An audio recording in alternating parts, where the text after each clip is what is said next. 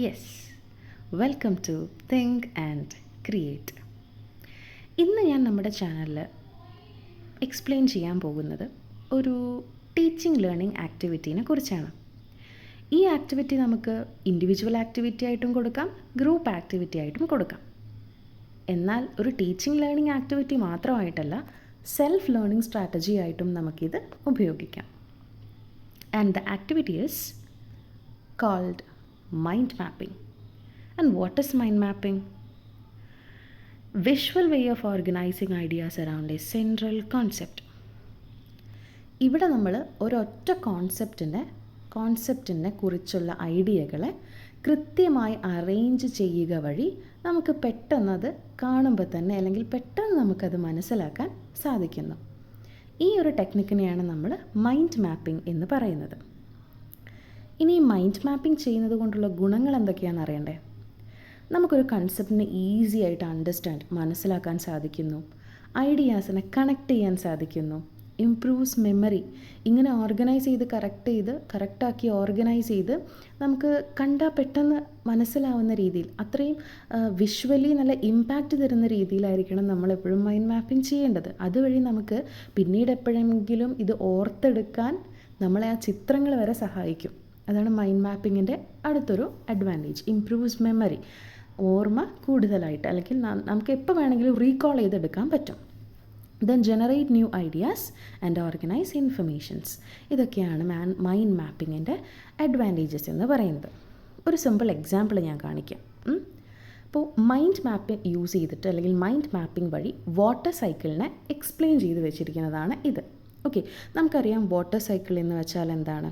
കോടാനുകോടി വർഷങ്ങളായിട്ട് നമ്മുടെ ഭൂമിയിലുള്ള വെള്ളം ഇങ്ങനെ ഒരു ഒരു സൈക്ലിക് പ്രോസസ്സിൻ്റെ ഭാഗമായിട്ട് ഇങ്ങനെ കടലിൽ നിന്ന് ഇവാപ്പറേഷൻ വഴി, സൂര്യൻ ബാഷ്പീകരണം വഴി അന്തരീക്ഷത്തിലെത്തുന്നു. അന്തരീക്ഷത്തിന് അത് കണ്ടൻസേഷൻ വഴി ക്ലൗഡ്സ് ആകുന്നു. ക്ലൗഡ്സിൽ നിന്ന് മഴയായിട്ടോ അല്ലെങ്കിൽ മഞ്ഞായിട്ടോ പ്രസിപ്പിറ്റേഷനിലൂടെ വീണ്ടും ഭൂമിയിലെത്തുന്നു.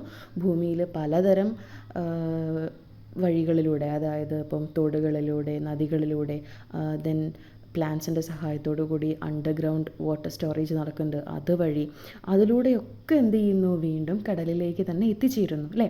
അപ്പോൾ ഈ ഒരു ഹോൾ പ്രോസസ്സിനെ നമ്മൾ പെട്ടെന്ന് നമുക്ക് മനസ്സിലാക്കാൻ പറ്റുന്ന രീതിയിൽ, ഞാനത് ഡിജിറ്റലി എടുത്തിട്ടുള്ളൊരു ഫോട്ടോ ആണ്, പക്ഷേ ഇങ്ങനെ നമുക്ക് സൂര്യനെ റെപ്രസെൻ്റ് ചെയ്ത് വരച്ച് കളർ കൊടുത്ത് അല്ലേ, അങ്ങനെ നല്ല കളർഫുള്ളായിട്ടൊരു ചാർട്ടൊക്കെ വെച്ച് പ്രസൻറ്റ് ചെയ്യുകയാണ് നമ്മൾ ചെയ്യുന്നതെങ്കിൽ, ഇപ്പോൾ നമ്മൾ ഓരോ ഡെവലപ്മെൻറ്റൽ ആക്ടിവിറ്റീൻ്റെ അവസാനവും നമ്മൾ ടോപ്പിക്ക് സമ്മറൈസ് ചെയ്ത് കൊടുക്കണം. അപ്പോൾ ഇത്തരത്തിലുള്ളൊരു ചാർട്ടൊക്കെയാണ് നമ്മൾ യൂസ് ചെയ്യുന്നതെങ്കിൽ കുട്ടികൾക്കത് നോട്ട് എഴുതിയെടുക്കാൻ മാത്രമല്ല, അത് കാണുമ്പോൾ തന്നെ അല്ലേ അവർക്ക് നല്ല സുഖമായിരിക്കും. അപ്പോൾ നമുക്കറിയാം മൾട്ടിപ്പിൾ ഇൻ്റലിജൻസ് തിയറിയൊക്കെ നമ്മൾ പഠിച്ചിട്ടുള്ളതാണ് അല്ലേ. അപ്പോൾ ആ ഒരു വിഷ്വൽ ഇൻ്റലിജൻസ് കൂടുതലുള്ള കുട്ടികൾക്ക് ഇത്തരത്തിലുള്ള കൺസെപ്റ്റുകളൊക്കെ പെട്ടെന്ന് പഠിക്കാൻ കഴിയും, ഇങ്ങനെയുള്ള നല്ല വൈബ്രൻ്റ് ആയിട്ട് അല്ലെങ്കിൽ ക്രിയേറ്റീവായിട്ട് നമ്മൾ പ്രസൻറ്റ് ചെയ്യുമ്പം. മാത്രമല്ല, നിങ്ങൾക്ക് ഡെവലപ്മെൻറ്റൽ ആക്ടിവിറ്റി മാത്രമായിട്ടല്ല, ഇതിനെ നമുക്ക് ഒരു കൺക്ലൂഡിങ് ആക്ടിവിറ്റി ആയിട്ടോ ഈവൻ ഫോളോ അപ്പ് ആക്ടിവിറ്റി ആയിട്ട് വരെ കുട്ടികളോട് ചെയ്ത് കൊണ്ടുവരാൻ വേണ്ടി പറയാം. അവരുടെ ക്രിയേറ്റിവിറ്റി കൂടി ഇൻക്രീസ് ചെയ്യുന്ന കാര്യം അല്ലേ, എൻഹാൻസ് ചെയ്യുന്ന കാര്യമാണത് അല്ലേ. ഇനി ഇതെങ്ങനെ നിങ്ങൾക്ക് ലേണിംഗ് ആക്ടിവിറ്റി ആയിട്ട് എക്സിബിറ്റ് ചെയ്യാം, അത് ഞാൻ ഒരു എക്സാമ്പിൾ വെച്ച് കാണിച്ചു തരാം. പ്ലാൻസ്, ഇതിപ്പോൾ ടെക്സ്റ്റ് ബുക്കിലുള്ളൊരു ടോപ്പിക്കാണെന്ന് കരുതുക. പ്ലാൻസ് ആണ് ടോപ്പിക്. അതിൻ്റെ ചെറിയൊരു ഡിസ്ക്രിപ്ഷനാണ്. എന്താണ് പ്ലാൻസ്, എന്തിനു വേണ്ടിയിട്ടാണ് പ്ലാൻസ്, ഇതിന് എത്ര ടൈപ്പ് ഉണ്ട്, പാർട്സ് എന്തൊക്കെയാണ്, ആവശ്യങ്ങൾ എന്തൊക്കെയാണ്, എന്തൊക്കെ സഹായങ്ങളാണ് പ്ലാൻസിനെ കൊണ്ട് തരുന്നത്. അങ്ങനെ ചെറിയ പ്ലാൻസ് എന്നൊരു കുഞ്ഞു ടോപ്പിക്കിൻ്റെ ഡിസ്ക്രിപ്ഷനാണത്. സോ ഈ ഒരു ടോപ്പിക്കിനെ നമുക്ക് ടെക്സ്റ്റ് ബുക്ക് വെച്ചിട്ട് കുട്ടികളെ കൊണ്ടൊരു മൈൻഡ് മാപ്പിംഗ് ആക്ടിവിറ്റി എന്ത് ചെയ്യാൻ പറ്റും, ചെയ്തുകൊണ്ട് അവർക്ക് ഈസിലി ഈ ഒരു കൺസെപ്റ്റിനെ മനസ്സിലാക്കി കൊടുക്കാൻ സാധിക്കും. അതിനു വേണ്ടി ചെയ്യേണ്ടത് നോക്കുക, ഇതിൻ്റെ ഒരു ഫൈനൽ ഔട്ട്പുട്ടാണ് ഞാൻ കാണിക്കുന്നത്.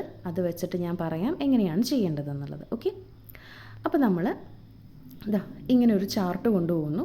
ചാർട്ടിൽ നിങ്ങൾ സെൻറ്ററിൽ പ്ലാൻസ് എന്ന് എഴുതിയ ആ ഒരു ചെറിയ ചിത്രം കണ്ടോ, അത് മാത്രമേ ഉണ്ടാവാൻ പാടുള്ളൂ. ബാക്കി ബ്രാഞ്ചസിൻ്റെ മെയിൻ ബ്രാഞ്ചസിൻ്റെ കൂടെയുള്ള ചെറിയ ചെറിയ ബ്രാഞ്ചസുകളും കുട്ടികൾ ഫില്ല് ചെയ്യേണ്ട കാര്യമാണ്. അപ്പോൾ സെൻറ്ററിലുള്ള പ്ലാൻസും മാത്രമേ പാടുള്ളൂ, ബാക്കിയൊക്കെ കുട്ടികളാണ് ഫില്ല് ചെയ്യേണ്ടത്. ഇത്രയും ഒരുപാടുള്ളത് കൊണ്ട് തന്നെ നമുക്ക് ഈ ഒരു ടോപ്പിക്കിന് ഇൻഡിവിജ്വൽ ആക്ടിവിറ്റി ആയിട്ട് കൺസിഡർ ചെയ്യാം. ഓരോന്നിനെയും ഓരോ കുട്ടികളെ വിളിച്ചിട്ട് നമുക്ക് അവരെ കൊണ്ട് നമ്മളെ കയ്യിൽ സ്റ്റിക്കേഴ്സ് വേണം. അപ്പോൾ ഓരോ മെയിൻ ബ്രാഞ്ചസിൻ്റെയും സ്മോൾ ബ്രാഞ്ചസിൻ്റെയും സ്റ്റിക്കേഴ്സ് അത് നിങ്ങൾക്ക് കാർഡ്ബോർഡിൽ ഡബിൾ സൈഡ് ടാപ്പ് വെച്ചിട്ടോ അല്ലെങ്കിൽ A4ൻ്റെ സഹായത്തോടെ A4ൽ ഡബിൾ സൈഡ് ടാപ്പ് വെച്ചിട്ടോ അങ്ങനെ എങ്ങനെ വേണമെങ്കിലും സ്റ്റിക്കേഴ്സ് ഉണ്ടാക്കാം. ആ സ്റ്റിക്കേഴ്സിനെ ഓരോ സ്ഥലത്തും സ്റ്റിക്ക് ചെയ്യുക വഴി കുട്ടികൾ തന്നെയാണ് ഈ ഒരു മൈൻഡ് മാപ്പിംഗ് ക്രിയേറ്റ് ചെയ്യുന്നത്. ടെക്സ്റ്റ് ബുക്ക് ഒരു സഹായിയാണ്. അത് വായിച്ചിട്ട് കുട്ടികൾ തന്നെ ഈ ഒരു ചാർട്ട് അല്ലെങ്കിൽ ഈ ഒരു മൈൻഡ് മാപ്പ് ക്രിയേറ്റ് ചെയ്യുന്നു. അതുവഴി കുട്ടികൾക്ക് ഇത് ഈസിലി അണ്ടർസ്റ്റാൻഡ് ചെയ്യാനും നിങ്ങൾക്ക് കുട്ടികളിലേക്ക് ഈ ഒരു കോൺസെപ്റ്റ് അല്ലെങ്കിൽ ഒരു ഐഡിയ ഈസിലി എത്തിക്കാനും സഹായിക്കുന്നു. Okay, so mind mapping simply ഇത്രയേ ഉള്ളൂ. മനസ്സിലായിട്ടുണ്ടാവുമെന്ന് കരുതുന്നു.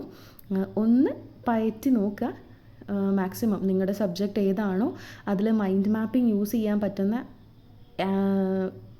ഐഡിയാസ് ഉണ്ടാവുമല്ലോ, ഐ മീൻ ടോപ്പിക്കുകളുണ്ടാവുമല്ലോ, ആ ടോപ്പിക്കുകളിലൊക്കെ മാക്സിമം മൈൻഡ് മാപ്പിംഗ് യൂസ് ചെയ്യുക. അതുമാത്രമല്ല കുട്ടികളോടായിട്ട് പറയാനുള്ളത് നിങ്ങൾക്ക് സെൽഫ് ലേണിംഗ് സ്ട്രാറ്റജി ആയിട്ടും മൈൻഡ് മാപ്പിംഗ് യൂസ് ചെയ്യാം. ഇപ്പോൾ പ്ലാൻസ് എന്നൊരു കൺസെപ്റ്റിനെയാണ് പഠിക്കുന്നതെങ്കിൽ നിങ്ങൾക്ക് നോട്ട്സ് പ്രിപ്പയർ ചെയ്യുമ്പോൾ ഇതേപോലെ തയ്യാറാക്കി വെച്ചാൽ മതി. വെറുതെ പരത്തി എഴുതേണ്ട ആവശ്യമില്ല. ഇതിൽ തന്നെ ഉണ്ട് അല്ലേ എന്തൊക്കെയാണ് ഓരോ പോയിൻറ്റ്സും എക്സ്പ്ലെയിൻ ചെയ്യുന്നത്, എങ്ങനെ കൃത്യമായിട്ട് മനസ്സിലാക്കാം എന്നുള്ളത് ഇതിൽ തന്നെ കൊടുത്തിട്ടുണ്ട്. സോ അങ്ങനെ നിങ്ങൾക്ക് എന്ത് ചെയ്യാം, സെൽഫ് ലേണിങ്ങിന് വേണ്ടിയിട്ടും മൈൻഡ് മാപ്പിംഗ് ഉപയോഗിക്കാം. ഓക്കെ, മനസ്സിലായിട്ടുണ്ടാവുമെന്ന് കരുതുന്നു. അപ്പോൾ അടുത്തൊരു ടീച്ചിങ് ലേണിംഗ് ആക്ടിവിറ്റിയുമായിട്ട് നെക്സ്റ്റ് വീഡിയോയിൽ കാണാം. Thank you.